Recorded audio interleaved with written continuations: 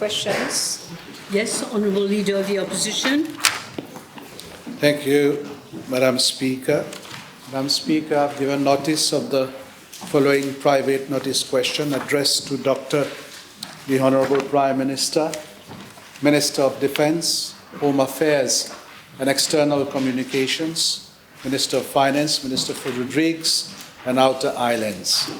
Whether in regard to the Prime Minister's Office and the Ministry of Finance, respectively, he will state A, the names, position, qualifications, and salaries of the senior advisors and advisors appointed thereat since December 2024 to date, indicating the board of any parastatal body or government-owned company on which they are members and the allowances drawn, and B, whether there are other nominees attached to the said office. Yes, Honourable Prime Minister. Yes, Madam Speaker. In regard to party of the question, I was just looking through the list. Perhaps it might be better if I table the information requested by the Honourable Leader of the Opposition, unless you want me to read it. It's a long list. Not so many people, but the qualifications and all this. So I'll wait to the House of the Assembly. In relation to membership of boards of parastatal bodies or government-owned companies, there are currently only 2 advisors who are appointed in that capacity. One is Mr. Rakesh Bakori, Chief of Staff and Senior Advisor. He's also serving as Director of the Economic Development Board, drawing a monthly board fee of 40,000 rupees since the 31st of March 2025, and also Dr. Takesh Loku as Chairperson of the State Trading Corporation, drawing an all-inclusive monthly allowance of 44,250 rupees since the 3rd of February 2025. Madam Speaker, I wish to refer the Honourable Leader of the Opposition to the statement I made to the House at our sitting on the 25th of June 2025, wherein I pointed out that except in a couple of cases where advisors are serving on boards and committees, I have given strict instructions not to have any other advisor to serve on boards and committees. That is from the 25th of June 2025. These 2 advisors were appointed before that date. Madam Speaker, it would be apposite for me to explain the rationale of this decision. The House will recall that under the former government, advisors were allowed to serve on numerous boards where they were earning revenues which were very often much higher than their salaries. Let me give you a few examples where advisors were authorized to make such a gross abuse of their membership on boards and committees. One, Mr. Bala, who was drawing a salary of 163,000 rupees, 163,250 rupees as special advisor, who was also appointed as chairperson or director of the Mauritius Revenue Authority, of the SBM Bank Holdings Limited, of Mauritius Telecom, of Multi-Carrier Mauritius Limited, of Metro Express Limited, of SBM Africa Holdings Limited, SBM Bank Kenya Limited, paid in US dollars, not rupees. Mauritius Duty Free Paradise Company Limited and Rodrigues Duty Free Paradise Company Limited. I can give you many other examples, Madam Speaker. Mr. Prakash Mantua, Special Advisor, was drawing 132,000 rupees per month and 20,000 rupees as extra duty allowance, as was also chairperson of Airports of Mauritius Company Limited, Airport Terminal Corporations Limited, Mauritius Duty Free Paradise Company Limited. He was also a member of numerous boards and committees, including 9 committees of SBM Holdings Limited, State Insurance Company of Mauritius Limited, SICOM, and 2 of its subcommittees, Air Mauritius Limited, Air Mauritius Holdings Limited, Air May Limited, and Mauritius Helicopter Limited. There is Mr. Krideo Bikari, special advisor, was drawing a salary of 119,500 rupees. He was also appointed on the board of the following: Gambling Regulatory Authority, Mauritius Duty Free Paradise Company Limited, Rodrigues Duty Free Paradise Company Limited, Airport of Rodrigues Limited, Point Cano Resort Company Limited, Metro Express Limited. I could go on and on, Madam Speaker, and refer to many other such cases. I should also highlight that Mr. Prakash Mantua, special advisor who sat on 14 boards and 7 committees, he drew between 15 million rupees between the period January 2015 to November 2024. 15 million. Mr. Nayan Kumar Bala, special advisor, sat on 9 boards and drew a total of 7.5 million rupees during period February 2023 to November 2024. Mr. Krideo Bikari, senior advisor, sat on 6 boards and 3 committees, and he drew a total of 16 million rupees from March 2015 to November 2025. Mr. Ken Oya, senior advisor, sat on 7 boards and committees, 4 committees, and he drew a total of 11.3 million rupees during the period February 2018 and September 2021. There are other names I could keep going on. May I also draw the attention of the House, under the former regime, there were 31 senior advisors or advisors attached to the Prime Minister's office. 31. And from 2015 to 2024, there were 14 attached to the Ministry of Finance. And Madam Speaker, in regard to Part B of the question, I wish to state that there are no other nominees attached to my office. Yes, your first supplementary. Thank you, Madam Speaker. Madam use the Speaker, mic, the use the population mic. wants to know what is Use the happening mic. now at the Prime Minister.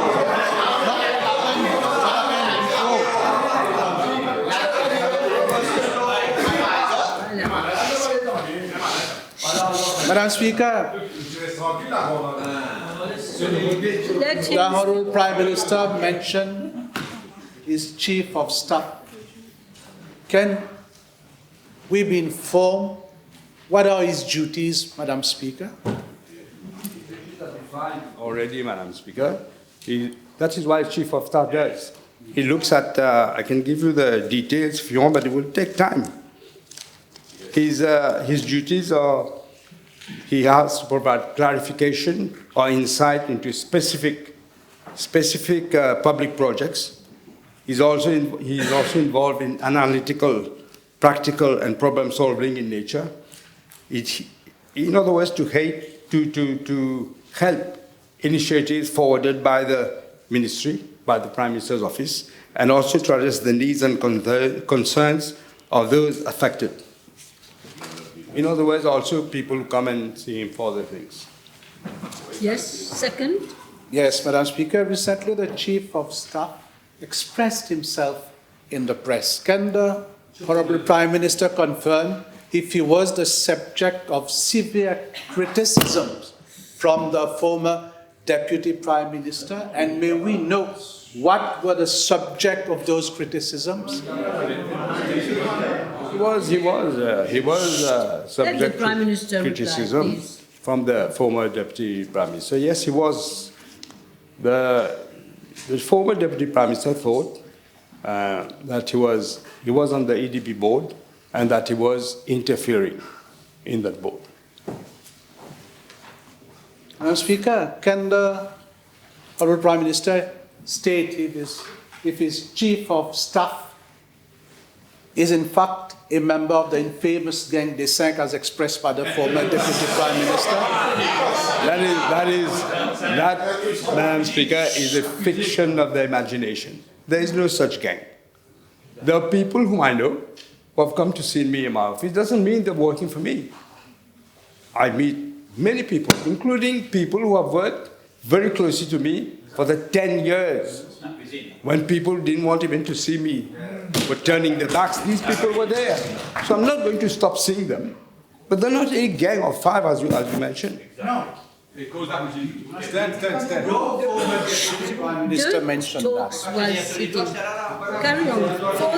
Fourth question. Madam Speaker, can the Honourable Prime Minister confirm whether one Mr. Kumar Kaulesa is attached to his office and what are his duties? Yeah, he's a man who does a lot of work. He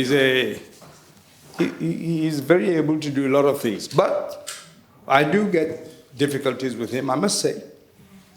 In fact, at one point, I did ask him to leave the office, the PMO, and then many people from the party actually asked me to be a bit kinder. There was no need to ask him to leave. So I asked him to come back in a different position. But again, he seems to be interfering in some things. And I've also asked him again, he must go somewhere else. It's your Fifth decision, question. Honourable Prime Minister. Honourable Prime Minister, can you inform the House whether the former Deputy Prime Minister and a minister informed you about a case where allegations of corruption were made against that Mr. Casey? I did ask the Deputy Prime Minister mentioned this to me. I did ask the minister, and he completely denies it. He says it was misunderstood. There was not a case of corruption, but somebody came to see him to try to influence him on some board or whatever was going on. Inquiry on the government school, and an inquiry is going on there. The former Deputy Prime Minister stated No, that it was a case of corruption. Question. Now, can the Honourable Prime Minister confirm to the House whether the minister who went to complain to the former Deputy Prime Minister is his Minister for Education, Honourable Ganga Pasak? Whether the minister complained to whom, I didn't hear Yeah, the to question. the former Deputy Prime Minister. I don't know if he you wa- would know. the minister tells me it was misunderstood. There was somebody who came to see him in his office to try to influence him on something going on in the education sector. He threw him out, and there's an inquiry going on this. Okay, that was more or less the same question. Yeah. Carry on. Thank you. Madam Speaker, has the Honourable Prime Minister found out from the Honourable Minister as to why he reported the case of alleged corruption to the former Deputy Prime Minister and not to you, Honourable Prime Minister? That you have to ask him, but I can say that I did ask him. Good question from a sitting position. It's the Deputy Prime Minister, it's the former Deputy Prime Minister who actually called him and wanted to know something. And he gave me the details about, what was it about?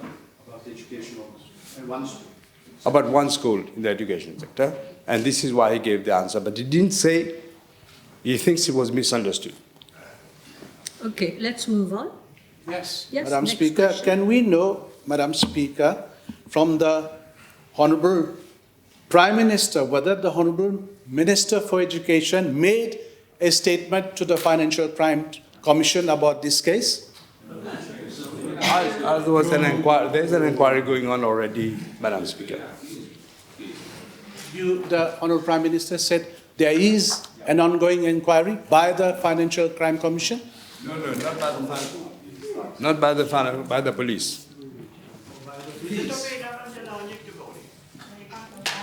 May I ask the Honourable Prime Minister whether he has informed the Financial Crimes Commission about this case? Why do I have to inform the FCC? A police inquiry is going on, not on the substance of what he's saying, but on something else, but concerning the same person.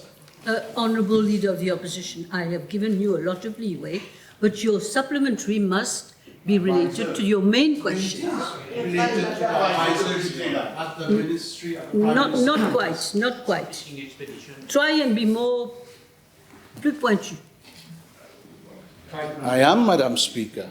The Honourable Minister for Social Security expressed very serious concerns with regard to corruption, stating that it is worse than what the former Deputy Prime Minister stated.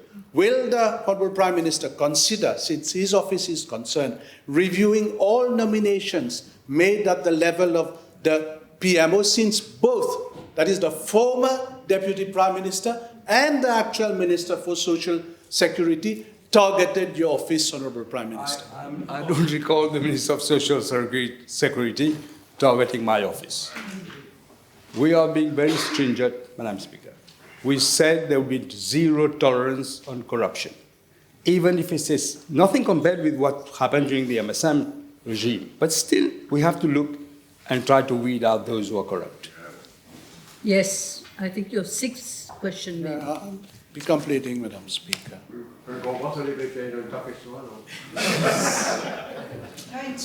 The Honourable Prime Minister stated several times that our economy will be severely affected due to war and also to the 10 milliards de rupees. And during, Madam Speaker, my last two PNQs, he refused, when I put the question to him, to revert back to allocations that were being given to workers on this country. Can the Honourable Prime Minister inform the House whether the salaries of advisors, senior advisors, and also maybe members of this House will be reduced due to the negative effects of the war on our economy, Madam Speaker?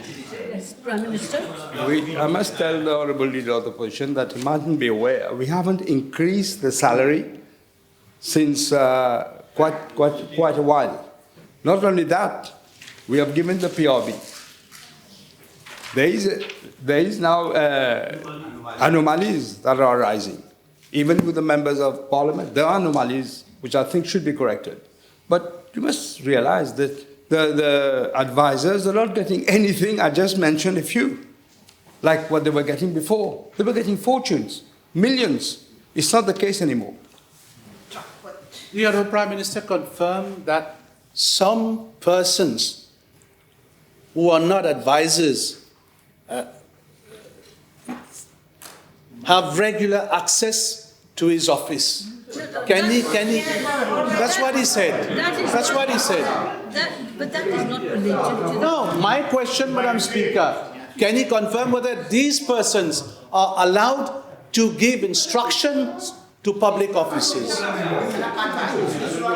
don't know who he's referring to, but I can tell Prime you. Minister, he's referring to your answer earlier on that people come and see you. Yeah, That's people all. can come and see me as much as they want, Yeah. if I have time. But let me reassure the Leader of the Opposition, maybe he doesn't know me very well. I take my own decisions. Let me give an example, Madam Speaker. For example, there was one Mr. Casey, the same Mr. Casey, who had access to areas reserved for VVIPs. I'll give you an example. At the receptorium of the Sir Siu Sagar International Airport during the arrival ceremony of the President of Seychelles. Do you confirm that? I'm trying to work out who's KC. I think I guess who it is. Yeah, but he works in my office. He's allowed to come there. So he works in your office? Yeah. He's paid for that also, for working in your office? Of course, he's one of the advisors in my office. You did not know? Good. You finished. Okay. Thank you. Yes, Honourable